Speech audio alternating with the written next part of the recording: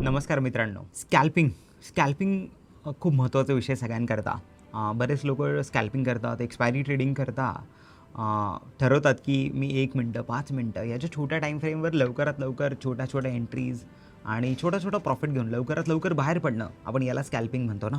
पण स्कॅल्पिंगमध्ये नेहमी एक महत्त्वाचा प्रश्न पडतो सगळ्यांना, की असे कुठले इंडिकेटर्स आहे जे कोणी प्रो ट्रेडर्स यूज करत असतील आणि आम्हाला कळायला पाहिजे. तर या व्हिडिओमध्ये आपण ते सगळं डिस्कस करणार आहोत की प्रो ट्रेडर्स कुठले इंडिकेटर्स यूज करतात. आणि हा एक महत्त्वाचा इंडिकेटर मी तुम्हाला यात सांगणार आहे, तो नक्की यूज करा. त्यासोबत तुम्ही तुमची एखादी स्ट्रॅटेजी ब्लेंड करून बघा, म्हणजे तुम्हाला काय फरक पडतो तेही आम्हाला सांगा की ह्या इंडिकेटरमुळे तुमचा किती फायदा आलात. आणि हा इंडिकेटर पर्टिक्युलरली आपल्या धन प्लॅटफॉर्मवरती अवेलेबल आहे. tv.dhan.co वर जेव्हा तुम्ही जाल, चार्ट्स बघाल, तर हा इंडिकेटर तुम्हाला त्यात मिळेल. मी तुम्हाला लावूनही दाखवणार आहे की तो इंडिकेटर कसा दिसतो आणि त्याचे फायदे आपण ट्रेडिंगमध्ये आणि आपल्या स्कॅल्पिंगमध्ये कसे आणू शकतो. मित्रांनो, स्कॅल्पिंगमध्ये जसं आपण बोललो ना, की महत्त्वाचं सगळ्यात असतं की एखादं इंडिकेटर चूज करणं आणि सगळ्यात पहिले सपोर्ट आणि रेजिस्टन्स हा आपल्याला महत्त्वाचा कळायला पाहिजे. म्हणजे स्कॅल्पिंगमध्ये आपण रेजिस्टन्सवर लवकरात लवकर जाऊन एखादा छोट्याशा स्टॉप लॉसवर एक फास्ट ट्रेड घेऊ शकतो किंवा सपोर्टला जाऊन पटकन एखादा कॉल बाय करू शकतो, कारण की आपल्याला स्टॉप लॉस छोटा हवा असतो स्कॅल्पिंगमध्ये. तर त्याकरता पहिला इंडिकेटर जो आज आपण बघणार आहोत तो आहे अँकर्ड VWAP. VWAP आपल्याला सगळ्यांना माहिती आहे की व्हॉल्यूम वेटेड ॲव्हरेज प्राईस. म्हणजे काय की व्हॉल्यूमचं सगळ्यात जास्त ट्रेडेड व्हॅल्यू कुठे आहे आजची. आपण जसं म्हणतो ना की आपण ॲव्हरेज काढतो आहे, जे आपले मूव्हिंग ॲव्हरेजेस आहेत हेही ॲव्हरेज आहे, पण हे प्राईसचे ॲव्हरेज आहे.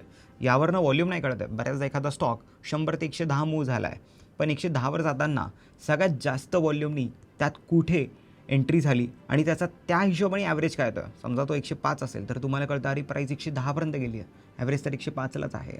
तर तुम्हाला त्या पद्धतीने त्यात एक महत्त्वाची इन्फॉर्मेशन कळते. तर तसंच आपण नेहमी जेव्हा VWAP लावतो ना, तर VWAPचा एक डिसएडव्हान्टेज काय असतो की तो आजच्या सेशनला लागतो, कारण की रोजची एक व्हॉल्यूम वेटेड ॲव्हरेज प्राईस असते. त्यामुळे बऱ्याचदा आपल्याला कालच्या इम्पॅक्टवरनं कळत नाही की अरे आज काय केलं पाहिजे, नक्की आजचा सपोर्ट आणि रेजिस्टन्स काय असेल, कारण की कालच्या VWAPचा आणि आजच्या VWAPचा काही संबंध नाही. तिथेच तुम्हाला अँकर VWAP कामात येतो. अँकर VWAP काय काम करतो की तुम्ही त्याला अँकर करू शकतात. तुम्ही त्याला एखाद्या पर्टिक्युलर टाईमवर जाऊन तो VWAP लावू शकतात. तो कुठे लावला पाहिजे हीच एक तर स्ट्रॅटेजी आहे. तीच आज आपण या व्हिडिओमध्ये बघणार आहोत. तर चला तर मग बघूया की काय आहे. इंडिकेटर्समध्ये गेल्यावर आपल्याला इथे दिसतं, जर मी VWAP टाईप केला ना तर तुम्हाला सापडून जाईल की बघा इथं आलं अँकर्ड VWAP विथ बँड्स. म्हणजे काय की मला VWAPवरनं काही बँड्स कॅल्क्युलेट करून कळतात की त्याचे अप्पर रेजिस्टन्सेस आणि लोअर सपोर्ट्स काय आहेत प्राईसचे. समजा मी याला क्लिक केल्यानंतर तुम्हाला कळेल की आता बघा हा बाय डिफॉल्ट आजच्या प्राईसवरती अप्लाय झाला आहे. मी आता इथे निफ्टी फ्युचरचा चार्ट लावला आहे 15 मिनटावर. आता समजा मी आज रेकॉर्ड करतो आहे तो उद्या एक्सपायरी आहे, पण मला उद्याचं नाही बघायचं, मला बघायचं की मागच्या एक्सपायरीला काय झालं होतं. तर आपण सेटिंग्समध्ये जाऊ आणि बघूया. जेव्हा आपण कॅलेंडरवर क्लिक करतो ना, आपण बघूया की इथे मागची एक्सपायरी समजा 19ला झाली होती मागची एक्सपायरी. मंगळवारी एक्सपायरी असते, तर 19 मेची एक्सपायरी करता आपण स्ट्रॅटेजी काय केली पाहिजे. मला असं हवं आहे की 19ची एक्सपायरी समजा 13पासून आपण म्हणतो ना नवीन डेटा चालू झाला, नवीन एक्सपायरीच्या प्लॅनिंग चालू झाल्या असेल, कारण की त्याच्या मागची एक्सपायरी 12 तारखेला होती. तर 13 तारखेपासून लावून बघूया. बऱ्याचदा 2 पद्धती असतात VWAP लावायचे. अँकर VWAP लावताना बरेच लोक लावतात की त्याला एखाद्या रिसेंट हायपासनं किंवा एखाद्या रिसेंट लोपासनं, जेणेकरून तुम्हाला आत्ताची जी बाईंग लेवल्स आहे तिथनं कळतं, आत्ताच्या ज्या सेलिंग लेवल आहे तिथनं कळतं. आज आपण लावणार आहोत वीकली VWAP. म्हणजे ही जी एक्सपायरी चालू झाली नवीन, ती एक्सपायरी कुठनं चालू झाली आणि त्या एक्सपायरीवरनं तुम्हाला तुमचे रेजिस्टन्स आणि सपोर्ट सापडू शकतात. फॉर एक्झाम्पल आता मी 13 तारखेपासून लावतो, म्हणजे मला 19च्या एक्सपायरीला कळायला पाहिजे की कुठे रेजिस्टन्स होते 13च्या एक्सपायरीचे. तर मी ते 13वर क्लिक करतो. 13 तारीख 9:15 वाजता टाईमही आला आहे. ओके करू आणि आपण जाऊन चेक करूया की 13 तारखेपासून लागला आहे का.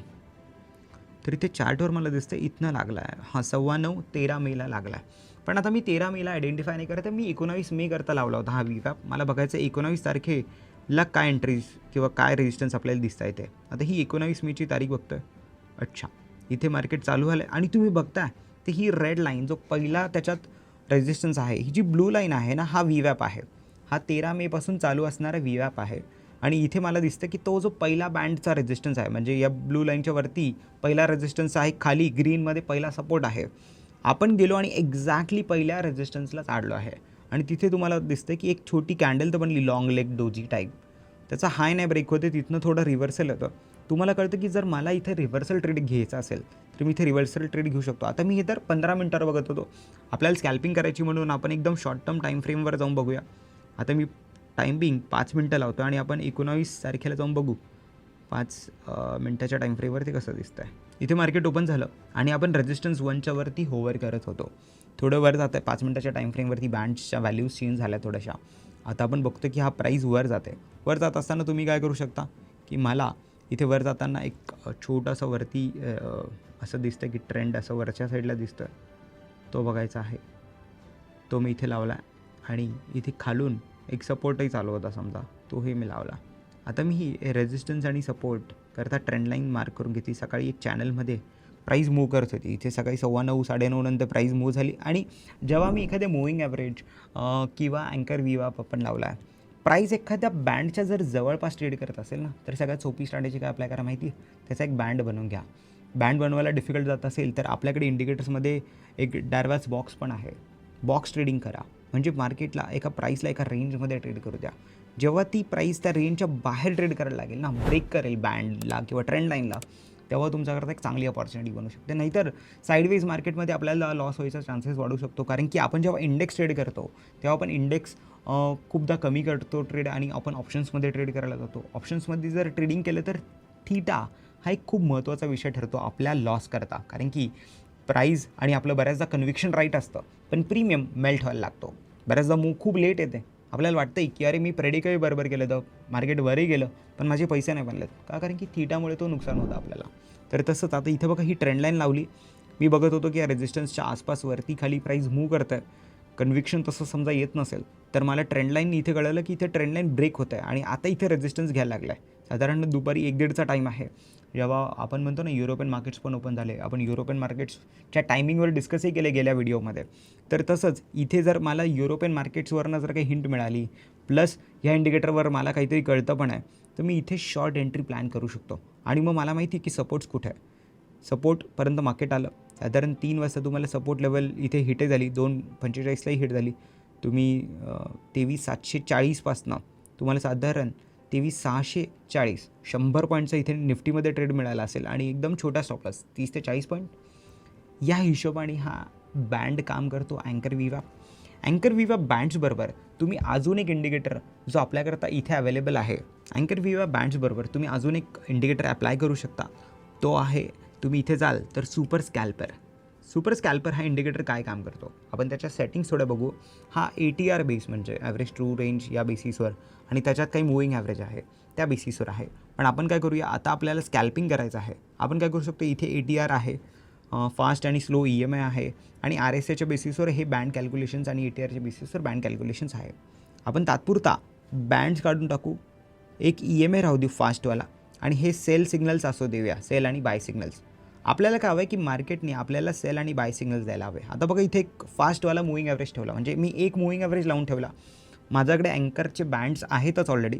ट्रेंड लाईन आपण अप्लाय केली ती समजा ट्रेंड लाईन मी नाही बघत आहे आता आणि मी हा एक इंडिकेटरनी बघतो की मला या इंडिकेटरमध्ये कुठे दिसतं आहे. तर तुम्ही बघाल तर इथे कॅन्डलच्या वरती तुम्हाला सिग्नल येतात. मी थोडं झूम इन करून तुम्हाला दाखवतो. आता बघा इथे जेव्हा मार्केट वरती किंवा खाली जात होतं इथे एकदा सेल सिग्नल आला, पण हा सेल सिग्नल 9:30 वाजता आला आणि मार्केट या झोनमध्ये ट्रेड करत होतं.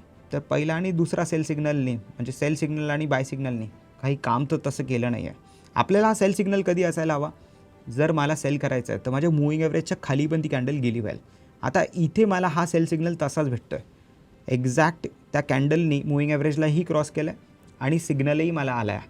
जेव्हा ही कॅन्डल आली मी या कॅन्डलच्या लोला सेल करेल, कारण की ही माझी सिग्नल कॅन्डल आहे. या कॅन्डलवरती मला सिग्नल मिळाला आहे का नेक्स्ट कॅन्डलनी ब्रेक केला आहे का नाही, त्याच्या नेक्स्ट कॅन्डलनी ब्रेक केला आहे का नाही. इथे मला थोड्या वेळानंतर इथे ब्रेक मिळाला आहे खाली. मी इथे ब्रेक करतो आहे म्हणजे तर तेव्हा मी ट्रेड घेतो आहे शक्यतो. आणि ट्रेड घेतल्यानंतर माझा हा जो रिसेंट स्विंग हाय आहे किंवा सिग्नल कॅन्डलचा हाय आहे तो मी SL ठेवेल. बघत असो आपण तर बाय सिग्नल तर आला, पण आता आपण बाय नाही करणार कारण की आपण बँडच्या एकदम जवळ आहोत. मला तिथे बाय नाही करायचं रेजिस्टन्सच्या जवळ. या सेल सिग्नलला मी ॲक्टिव्ह केलं. पहिला ट्रेड घेतला तर मी त्या ट्रेडमध्ये राहील आणि खाली बघा परत अजून एक सेल सिग्नल जनरेट झाला आणि मला इथे सपोर्टही मिळाला. तर थोड्या वेळाने माझा सपोर्ट म्हणजे जो माझा टार्गेट झोनही असेल तोही अचीव्ह झाला आहे. या हिशोबाने आपण या सुपर स्कॅल्पर इंडिकेटरचे जे सिग्नल्स आहे ना तेही आपण वापरू शकतो खूप स्मार्टली. नेक्स्ट एखादा डेही आपण त्याच्यात बघूया. मी आता तर नेक्स्ट डेला त्याच्यात इमिजिएटली घेत नाही, कारण की आपण म्हणतो ना मंगळवार ते मंगळवार मला अँकर व्ह्यू प्लॉट करायचा आहे. त्या पद्धतीने जर इथे मी खाली ओपन झालो तर गॅप डाऊन ओपनिंगनंतर बघा वरती आलो. इथे बाय सिग्नल आला मला या सपोर्ट रेंजवर, पण माझ्यावरती मूविंग ॲव्हरेज होता. समजा माझ्या इंडिकेटर्सच्या आणि माझ्या क्रायटेरियामध्ये असं असेल की मला मूविंग ॲव्हरेजच्या खालती सिग्नल जरी आला तरी बाय नाही करायचा आहे, तर मी नाही करणार. सेल सिग्नल आला, शक्यतो मी सेल करेल, पण सेल केल्यावर मला काय हवं, त्या कॅन्डलचा लो गेला पाहिजे. नाही गेला आहे. कॅन्डलवरती आली, मूविंग ॲव्हरेजच्या वर क्लोज करते, मी सपोर्टच्या वर आहे आणि मला बाय सिग्नलही आहे. तिन्ही क्रायटेरिया फुलफिल आहे. मी इथे बाय करू शकतो. याचा हाय ब्रेक झाला की बाय करेल. पुढच्या कॅन्डलनी हाय ब्रेक केला आणि मार्केट वरती गेलं. साधारण इकडे 23,530 पासनं तुम्हाला इथे 23,650 120 पॉईंटच्या आसपास इथे स्कॅल्पिंगचा ट्रेड मिळाला असेल बऱ्यापैकी. पण हे आपण काय केलं, कन्फ्लुएन्सेस म्हणजे बऱ्याचशा गोष्टींना अलाईन केलं. मी अँकर विवा बँडचे सपोर्ट बघितले.